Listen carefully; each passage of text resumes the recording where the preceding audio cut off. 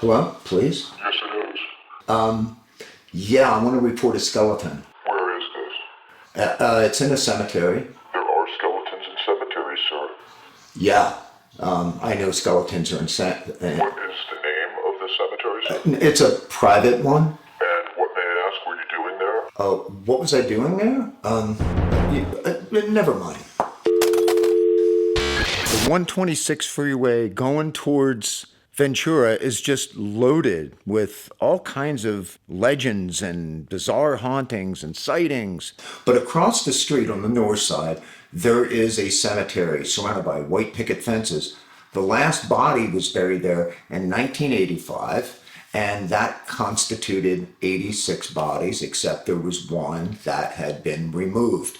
And that was the body of Ignacio de Valle. Ignacio de Valle's wife was in ill health. On her deathbed, she requested that her husband's grave be exhumed from that private cemetery and moved to her bedside.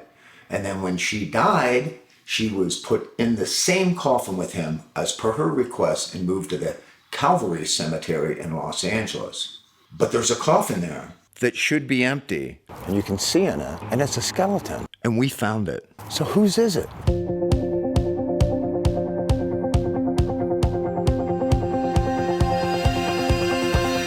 Living on the highway, taking every turn. I've been on the road since I was 5. Sitting by my father for a million miles, picking up old stories on the ride. I've been counting shadows to the beat of the radio. I feel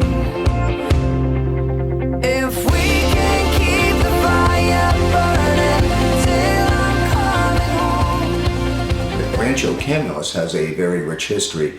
It was established in the early 1800s and was given as a land grant to a soldier. His name was Antonio de Valle, and he was given that land in 1839 for his service to the King and Queen of Spain.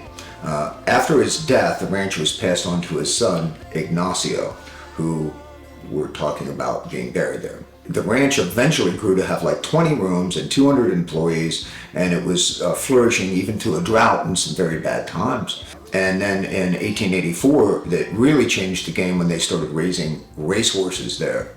Why any of this is important is because Helen Hunt Jackson, an author, visited that ranch and subsequently wrote a book using Rancho Camulos as a backdrop for a book called Ramona. And Ramona talked about this wonderful ranch life and all this kind of stuff. I never read the book myself, but it became a widely popular book, and people from all over the East Coast and Midwest went to Rancho Camulos to visit, to see for themselves, or maybe even move to California in search of that California life that was so romantically portrayed in Ramona. Tourists just continued year after year after year to visit Rancho Camulos, and then eventually caused friction in the family, and it was eventually sold. And it was sold to a Swiss immigrant, and that Swiss immigrant was Auguste Rubel. Auguste Rubel was the owner of the Billywhack Ranch. Check out the Billywhack monster. Anyway, that is a little bit of the very, very brief history of Rancho Camulos, and it is a great place to visit.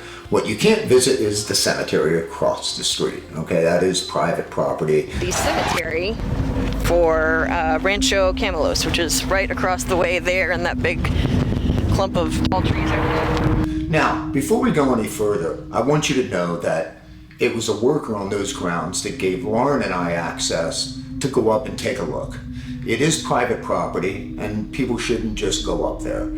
It's not okay. We're going to go look at what once was the Del Valle crypt, and he was the former governor of California. He is supposed to be no longer in this crypt. When his wife passed away, she was buried in Los Angeles, and supposedly they exhumed him and buried him with her. However, they say on certain nights that you can see shadowy figures hiding behind the gravestones. You can hear children laughing. Crypt has collapsed, and you can see a couple of coffins inside with some remains in there. So it's kind of interesting because there's not supposed to be anybody in there. Well, All kinds of other goodness. let's find out what's in there.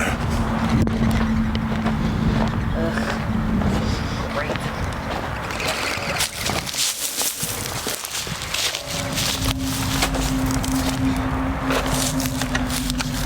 So there's the crypt. Very overgrown.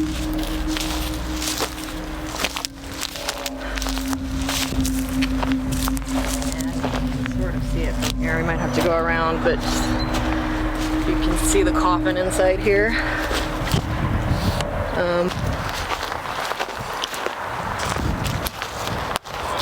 Really do not want to walk through that right there. Just kind of kick the things as you go, scare away any rattlers. So you can sort of see him here. Part of it. This would be the head of the, see the coffin, the wooden coffin in there.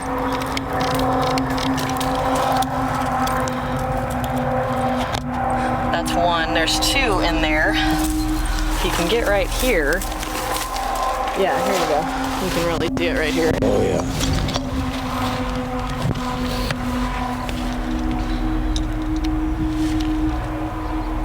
See the hole in it?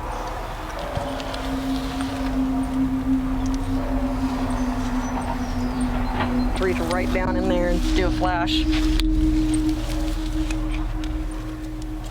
I don't know. Here, shit, just do this. I have it, the ISO up all the way. It's dark in there, will it get it? Yeah, maybe. I don't have a light on now.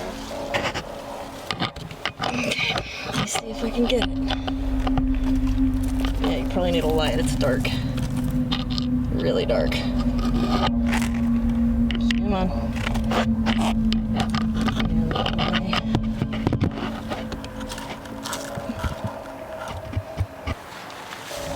Looks like, see, I think this is another coffin as well, right here is what it looks like. So it looks, Yeah, I'd be scared about snakes under there.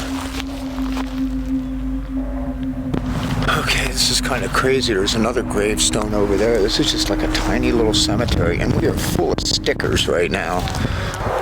or some type of vertebrae. And we don't know who it is that's buried there. Yep. According to the papers at the time, he was dug up, and you'll notice that the coffin is actually still nailed shut. So.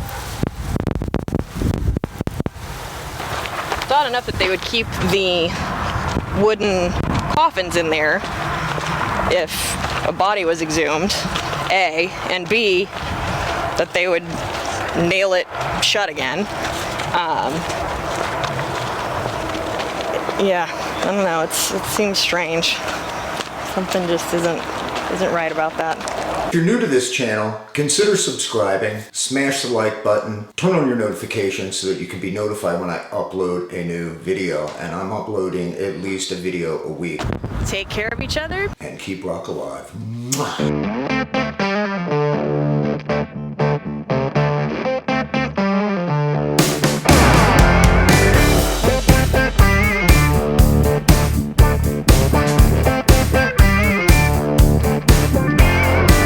Keep talking good, keep talking sweet, keep sugar on, baby.